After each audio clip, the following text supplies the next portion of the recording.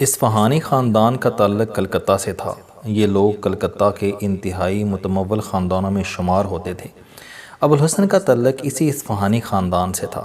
یہ کیمبرج میں پڑھتے تھے، وہاں قائد اعظم کی تقریر سنی، قائد اعظم کے عاشق ہوئے اور باقی زندگی قائد اعظم اور آل انڈیا مسلم لیگ کی خدمت میں گزار دی۔ مسلم لیگ کے ساتھ مختلف عہدوں پر کام کیا۔ پاکستان بنا تو ابوالحسن اصفہانی کروڑوں روپے کے اثاثوں کے ساتھ پاکستان شفٹ ہو گئے۔ ڈھاکہ اور کراچی دونوں ان کے کاروباری مرکز تھے۔ ان دونوں شہروں میں ان کے کارخانے، کوٹھیاں، پلازے، فارم ہاؤسز اور زمینیں تھیں۔ امریکہ میں سفیر کی تعیناتی کا مرحلہ آیا تو قائد اعظم نے اصفہانی صاحب کو پہلا سفیر بنا کر امریکہ بھجوا دیا۔ یہ وہاں 5 سال سفیر رہے، پھر 2 سال برطانیہ میں ہائی کمشنر رہے، پھر 1 سال صنعت اور تجارت کے وزیر بنے۔ بھٹو صاحب کا دور آیا تو انہیں افغانستان میں سفیر بنا کر بھیج دیا گیا۔ یہ اصفہانی صاحب کا سفارتی اور سیاسی پروفائل تھا، جبکہ دوسری طرف یہ معاشی اور تجارتی میدانوں میں بھی دن دگنی اور رات چوگنی ترقی کرتے رہے۔ یہ صدر ایوب خان دور میں ان 22 خاندانوں میں شامل تھے جو ملک کے زیادہ تر وسائل کے مالک تھے۔ اصفہانیوں کے بارے میں کہا جاتا تھا کہ آپ پاکستان کے کسی حصے سے کوئی چیز خریدیں، منافع کا ایک حصہ کسی نہ کسی ذریعے سے ہوتا ہوا اصفہانی گروپ تک پہنچ جائے گا۔ ابوالحسن اصفہانی کے 3 بچے تھے۔ سکندر اصفہانی ان کے بڑے صاحبزادے تھے۔ اصفہانی صاحب سفارت اور سیاست میں مصروف رہتے تھے، چنانچہ کاروبار کی ذمہ داری سکندر اصفہانی کے کندھوں پر تھی۔ یہ خاندان ایوب خان اور بھٹو کے زمانے میں کھرب پتی ہو گیا۔ بھٹو صاحب نے صنعتیں قومیہ لیں، لیکن اس کے باوجود اصفہانی خاندان کے پاس کراچی میں اربوں روپے کی پراپرٹی تھی۔ سکندر اصفہانی نے 2 شادیاں کیں۔ پہلی اہلیہ سے 4 بچے، دوسری اہلیہ بے اولاد ہیں۔ 1990 کی دہائی میں جائیداد کا جھگڑا شروع ہوا۔ عدالتوں اور کچہریوں کا معاملہ چلا تو نوبت یہاں تک آ گئی، وہ کراچی شہر جو کبھی اصفہانی خاندان کا گھر کہلاتا تھا، اس شہر میں سکندر اصفہانی کے رہنے کے لیے کوئی چھت نہ بچی۔ سکندر اصفہانی سندھ کلب میں شفٹ ہو گئے۔ یہ 2 سال کلب میں رہے اور دسمبر 2013 میں سندھ کلب میں انتقال کر گئے۔ کلب سے ان کا جنازہ اٹھا۔ جنازے میں چند لوگ شامل تھے اور ان لوگوں میں ان کے خاندان کا کوئی شخص شامل نہیں تھا۔ سکندر اصفہانی فرح ناز اصفہانی کے والد اور حسین اکانی کے سسر تھے۔ یہ دولت کی بے وفائی اور دنیا کی بے اثباتی کا ایک واقعہ ہے۔ آپ پاکستان کے 5 بڑے صنعتی گروپوں میں شامل ایک دوسرے خاندان کی کہانی بھی ملاحظہ کیجیے۔ سہگل خاندان ایوب خان دور کے 22 خاندانوں میں پہلے 5 خاندانوں میں شمار ہوتا تھا۔ یہ لوگ چکوال کے رہنے والے تھے۔ یہ دوسری جنگ سے قبل کلکتہ گئے، وہاں چمڑے کا کاروبار شروع کیا اور اس کاروبار پر مناپلی قائم کر لی۔ یہ لوگ قیام پاکستان کے بعد کراچی آ گئے۔ سہگل خاندان نے 50 کی دہائی میں کوہ نور ٹیکسٹائل کے نام سے فیصل آباد اور راولپنڈی میں 2 کارخانے لگائے۔ یہ کارخانے اتنے بڑے اور کامیاب تھے کہ آج بھی ان علاقوں کو کوہ نور کہا جاتا ہے۔ ایوب خان کا دور سہگل خاندان کے عروج کا زمانہ تھا۔ سہگلوں نے پاکستان کا تیسرا بڑا بینک بنایا تھا۔ یہ گھی کی صنعت میں آئے، ریان کپڑا شروع کیا، کیمیکل اور مشینری کے شعبے میں آئے اور عروج کو ہاتھ میں تھام لیا۔ محمد یوسف سہگل اس خاندان کے سربراہ تھے۔ یہ 1993 میں فوت ہو گئے۔ ان کی تدفین سے قبل خاندان میں پھوٹ پڑ گئی۔ بچے دولت اور جائیداد کے لیے لڑنے لگے اور آج اس خاندان کا صرف نام بچا ہے۔ آپ اب لاہور کے ایک فلم ساز کی کہانی بھی سنیے۔ وہ پاکستان کے چوٹی کے فلم ساز تھے۔ یہ پشاور کے رہنے والے تھے۔ یہ 21 سال کی عمر میں فلمی لائن میں آئے۔ صوبہ سرحد میں فلموں کے ڈسٹریبیوٹر بنے۔ جگت ٹاکیز اس وقت ہندوستان کی سب سے بڑی فلم کمپنی تھی۔ وہ اس کمپنی کی فلمیں ریلیز کرنے لگے۔ ایک وقت آیا جب وہ فلم ساز جگت ٹاکیز کی تمام فلمیں ریلیز کرنے لگے۔ انہوں نے صوبہ سرحد میں ذاتی سینما بنا لیے۔ یہ قیام پاکستان کے بعد لاہور شفٹ ہوئے۔ انہوں نے 1950 میں مندری فلم بنائی۔ فلم کامیاب ہو گئی تو انہوں نے ایک فلمی کمپنی بنا لی۔ یہ بعد ازاں پاکستان کے معروف فلم اسٹوڈیو میں تبدیل ہو گئی۔ اس اسٹوڈیو میں سینکڑوں فلمیں بنیں۔ ملک کے درجنوں سپر سٹار نے اس اسٹوڈیو میں آنکھ کھولی۔ وہ فلم ساز لاہور کے امیر ترین لوگوں میں شمار ہونے لگے۔ گلبرگ میں ان کی کئی کنال کی کوٹھی تھی۔ یہ 1974 میں بیمار ہوئے اور گھر تک محدود ہو گئے۔ نئی بخاری صاحب نے ان دنوں نئی پریکٹس شروع کی تھی۔ یہ ان فلم ساز کے ایک صاحبزادے کے وکیل تھے۔ اسی صاحبزادے نے ایک دن نعیم بخاری کو ساتھ لیا اور والد کے گھر پہنچ گیا۔ اداکار محمد علی بھی وہاں موجود تھے۔ بیٹے نے باپ سے جائیداد کا مطالبہ کر دیا۔ وہ والد سے گلبرگ لاہور والی کوٹھی لینا چاہتا تھا۔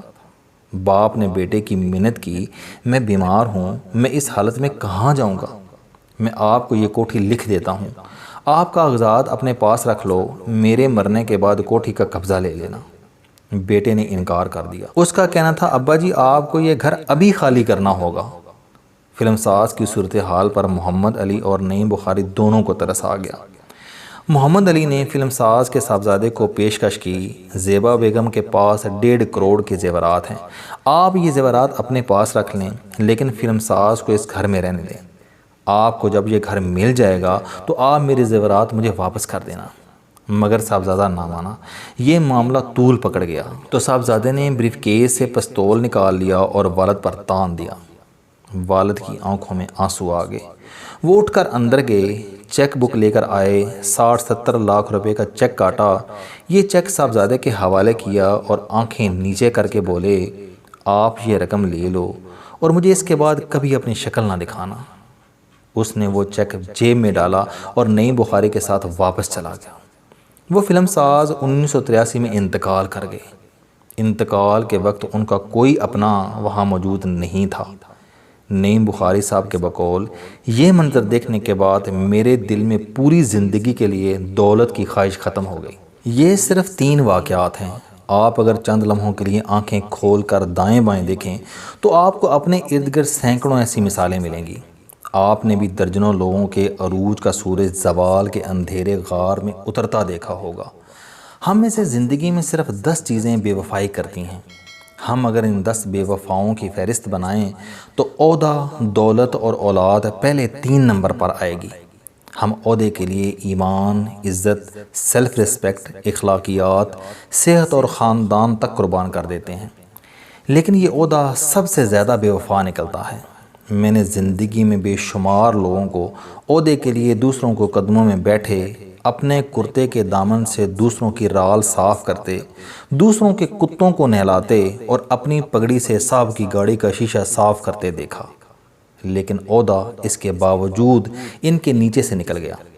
میں نے کرسی پر بیٹھے لوگوں کو فرعون اور نمرود بنتے بھی دیکھا اور نسلیں ختم کر دو جیسے احکامات جاری کرتے بھی، لیکن پھر جب عہدے نے بے وفائی کی تو میں نے اپنی آنکھوں سے محترمہ بے نظیر بھٹو اور میاں نواز شریف جیسے با اختیار لوگوں کو بھی عدالتوں کے باہر گندی اینٹوں اور قلعوں کی حبس زدہ کوٹھیوں میں محبوس دیکھا۔ میں نے بے شمار ارب اور کھرب پتی لوگوں کو پیسے کا محتاج ہوتے بھی دیکھا۔ میں روز اسلام آباد شہر میں نکلتا اور ساتھ ساتھ سوچتا ہوں، آج جہاں مارکیٹیں، گراؤنڈ اور سڑکیں بنی ہیں، وہاں آج سے 40 سال قبل گاؤں ہوتے ہوں گے، اور ان گاؤں کے چودھری بھی ہوتے تھے، اور ان چودھریوں کی انا بھی بانس کے آخری سرے کو چھوتی ہوگی، لیکن آج وہ چودھری، ان کی زمینیں اور ان کے گاؤں کہاں ہیں؟ شاید سپر مارکیٹ کے نیچے دفن ہوں، یا پھر مارگرا روڈ کی گولائیوں میں گم ہوں۔ اور یہ صرف 40 سال پرانا قصہ ہے۔ 4 دہائیوں میں زمین کی شکل ہی تبدیل ہو گئی۔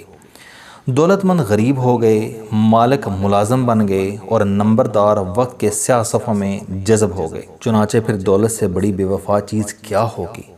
اور رہ گئی اولاد۔ میں نے بے شمار لوگوں کو اپنی اولاد سے محبت کرتے دیکھا۔ یہ لوگ پوری زندگی اپنی اولاد کے سکھ کے لیے دکھوں کے بیلنے سے گزرتے رہے، لیکن پھر کیا ہوا؟ وہ اولاد زمین جائیداد کے لیے اپنے والدین کے انتقال کا انتظار کرنے لگی۔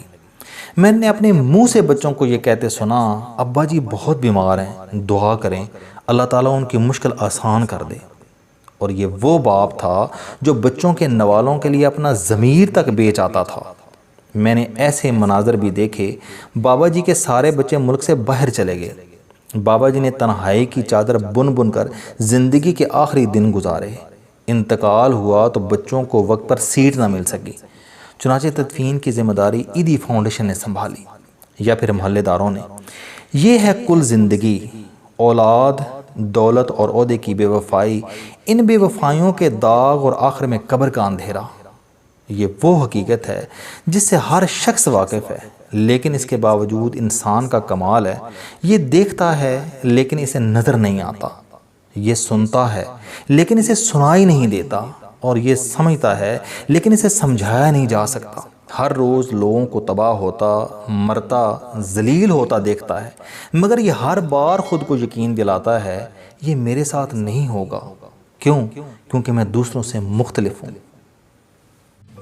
السلام علیکم دوستو، علم دوستی چینل بنانے کا مقصد موٹیویشنل اور زندگی بدل دینے والی کہانیاں آپ تک پہنچانا ہے۔ مجھے خوشی ہے کہ آپ کو یہ ویڈیوز بہت پسند آ رہی ہیں۔ کوئی بھی شخص جو مایوسیوں میں گھرا ہو، یا کوئی بھی طالب علم جو اپنی زندگی مثبت انداز سے گزارنا چاہتا ہے، اس کے لیے یہ چینل علم دوستی لائف چینجنگ ثابت ہوگا۔ میرا دعویٰ ہے کہ کوئی بھی شخص اگر اس چینل کی ویڈیوز دیکھ اور سن لے گا تو اس کی زندگی بدل جائے گی۔ اگر آپ کو یہ چینل پسند آئے تو اسے سبسکرائب کرنا نہ بھولیں تاکہ ہر نئی آنے والی ویڈیو آپ تک پہنچ سکے۔ اس ویڈیو کو دوسروں تک ضرور پہنچائیں کیونکہ یہ صدقہ جاریہ ہے۔ آپ کا بہت شکریہ۔